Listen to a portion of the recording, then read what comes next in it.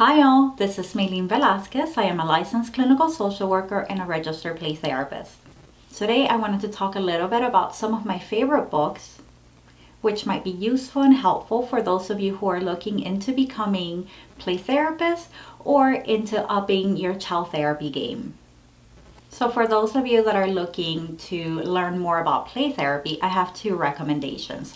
The first one is Charles Schaefer's Foundations of Play Therapy. And this is a really nice book because it's going to give you an overview of play therapy from a few different theoretical lenses.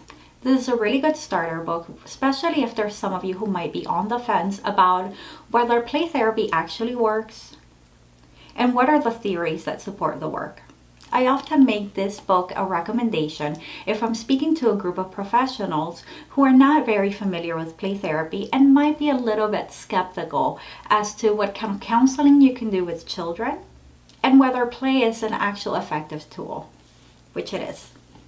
Another great book to look at is one of the originals, and so this is Virginia Axline's Play Therapy, and also Dibs in Search of Self. It's a really good book as she walks you through the story of Dibs and how she supported their well-being through the use of therapy.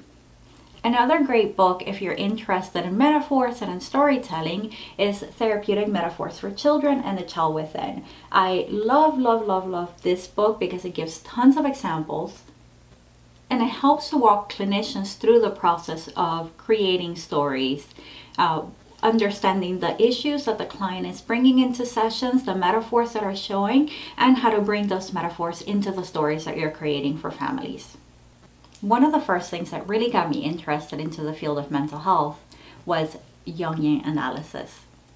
And so I was really excited many years ago when I found Sandplay, which in very simple terms is a bridge between Jungian analysis and play therapy in the sand. So if you're looking to learn more, my recommendation is the Handbook of Sandplay Therapy. And so as you can see, this book is humongous, but it's packed with all the information that you will need to get a really strong foundation on Sandplay before you go for your own training, supervision, and your own Sandplay processes.